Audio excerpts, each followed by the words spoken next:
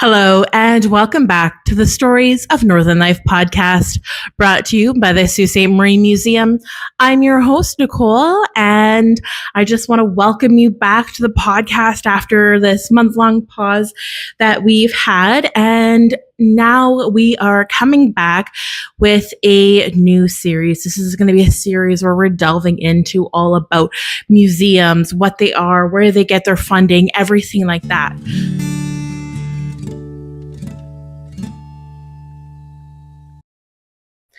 So welcome back to the Museums of Northern Life podcast.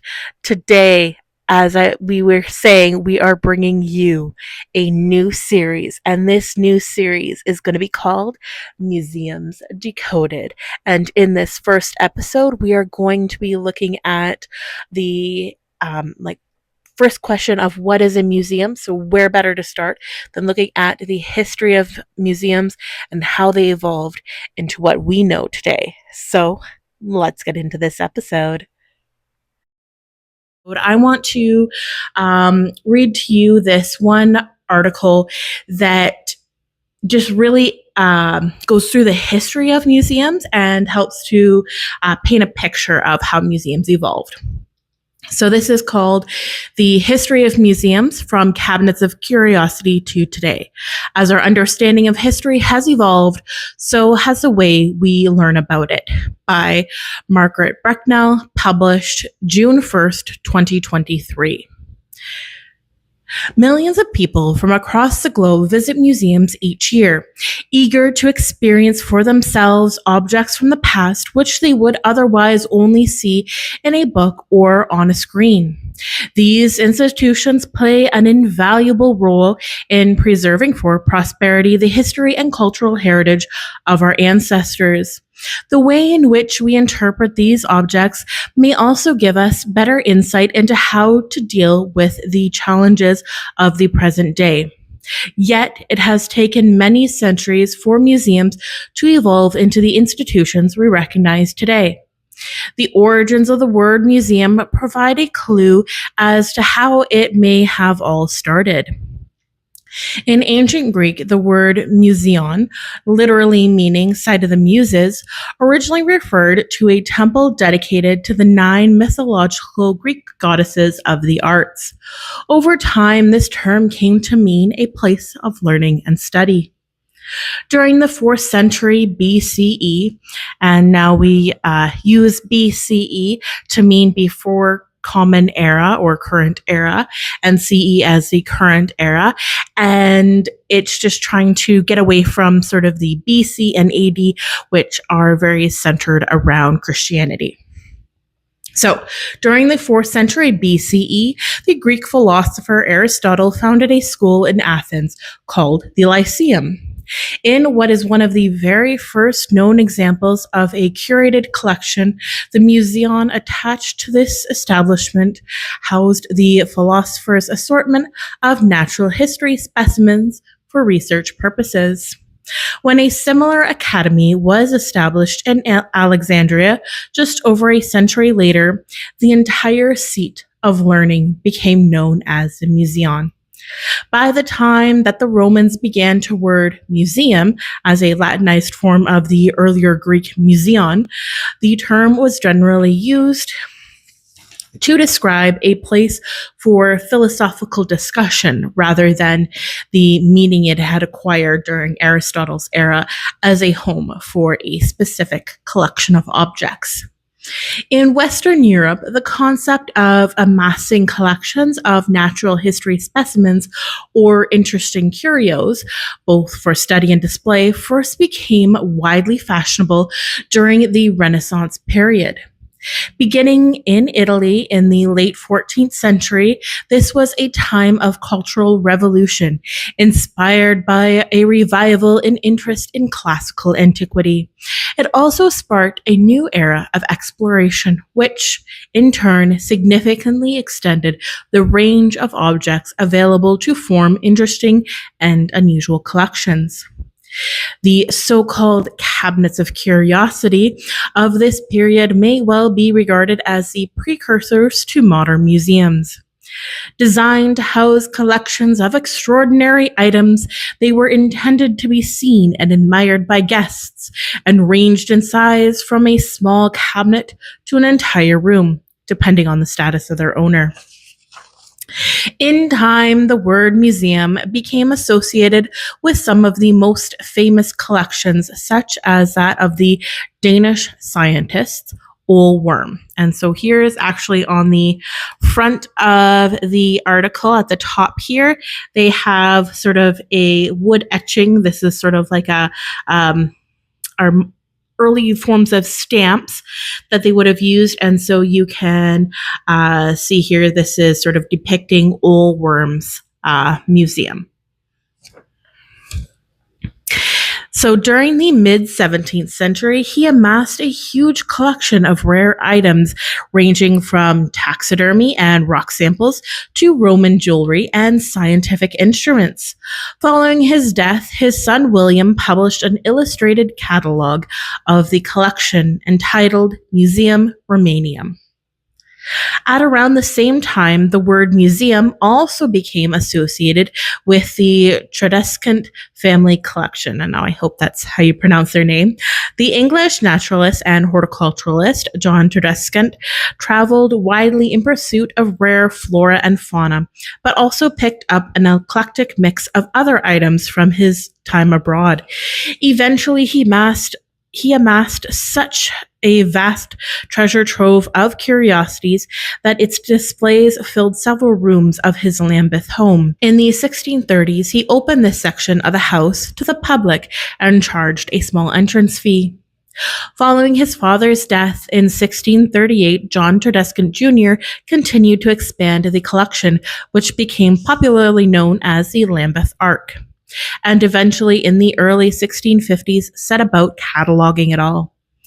Another avid collector, Elias Ashmole, helped him in this gargantuan task, and in 1656 paid for the catalogue to be published under the title of the Museum Tredescantianum, or a collection of rarities preserved at South Lambeth near London by John Tredescant. Eventually, the collection ended up in the hands of the University of Oxford via Elias Ashmole, who had inherited it following the death of Tredescant Jr. Work began on a new building in Oxford's Broad Street to house the vast collection, and the Ashmolean Museum first opened to the public in May 1683.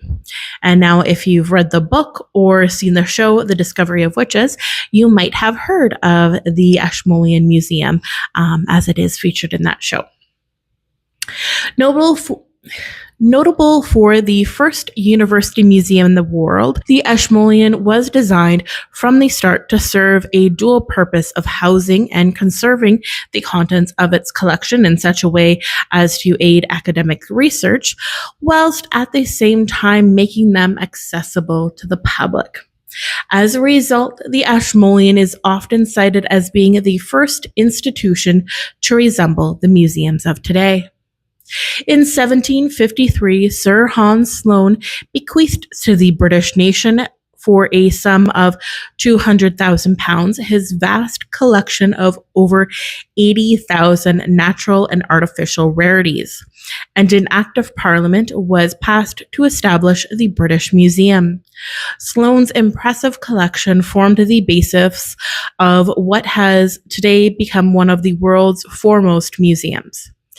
However, it is important to acknowledge that this was in part funded by profits derived from sugar plantations worked by enslaved people in Jamaica.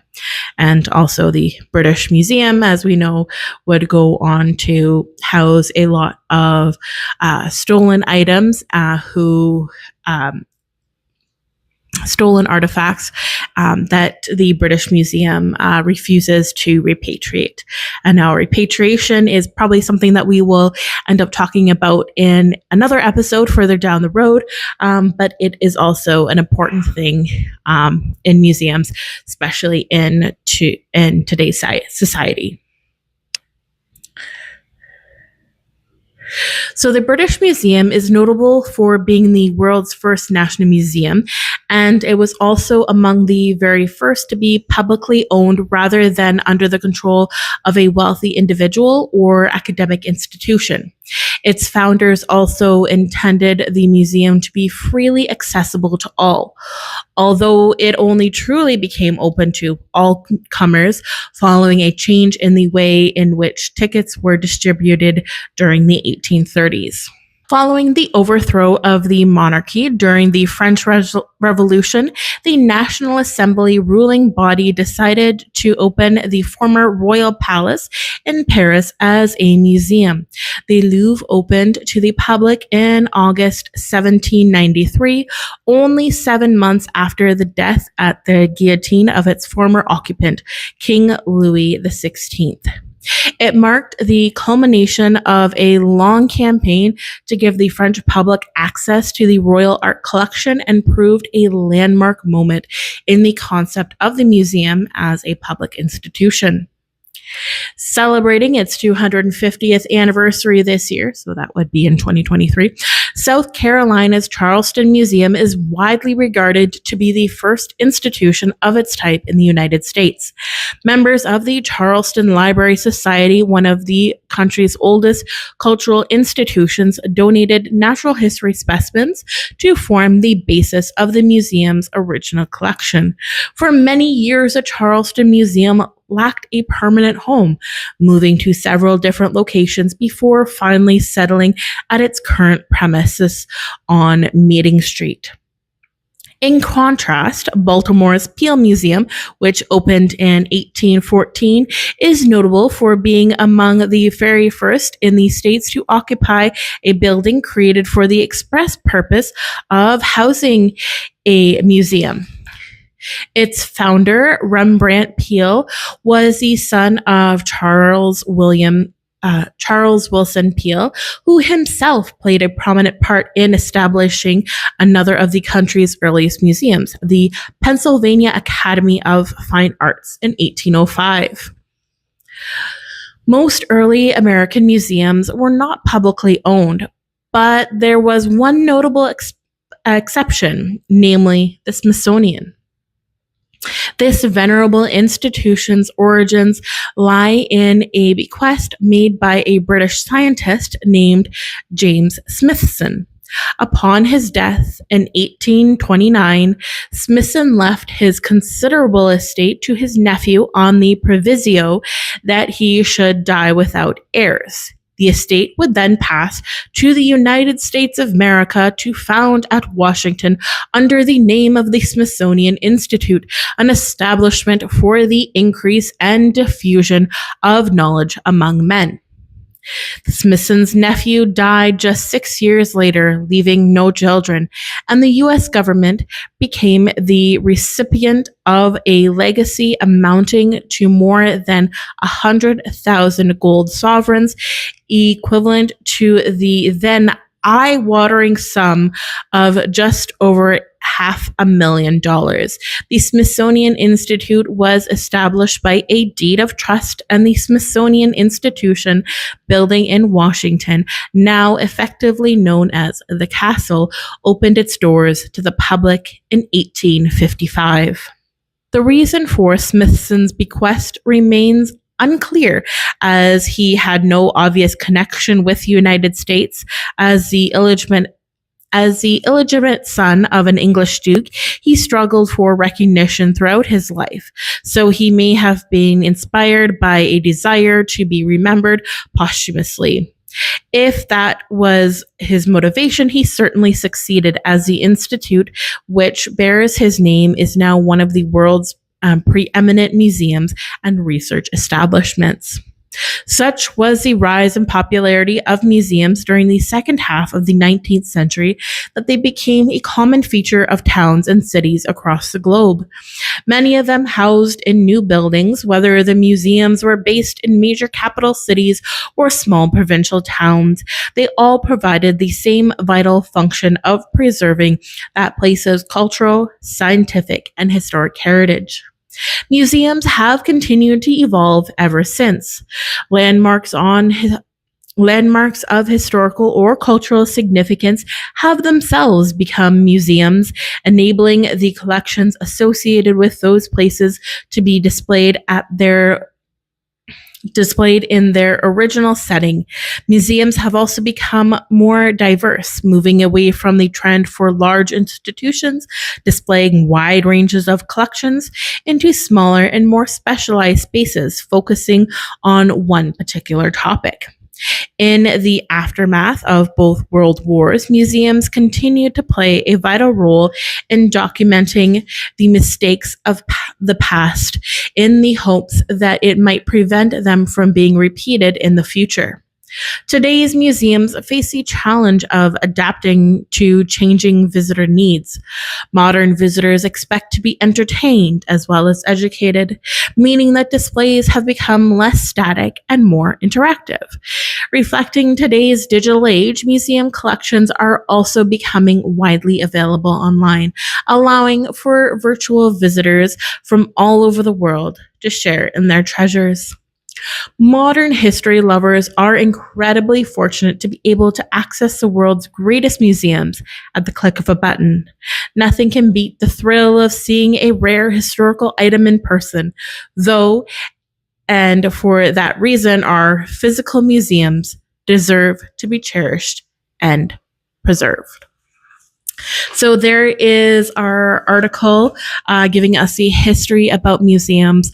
But now let's jump into the main episode where we go further into what is a museum. All right, so there was our episode looking at the history of how museums have evolved into what we know today. This was our first look in our new series called Museums Decoded. We hope that just from this first little glimpse, you are interested in learning more about this new series. So, in our next episode, which we're thinking this new series is going to be sprinkled in about every 2 weeks, mixing in with our regular episodes.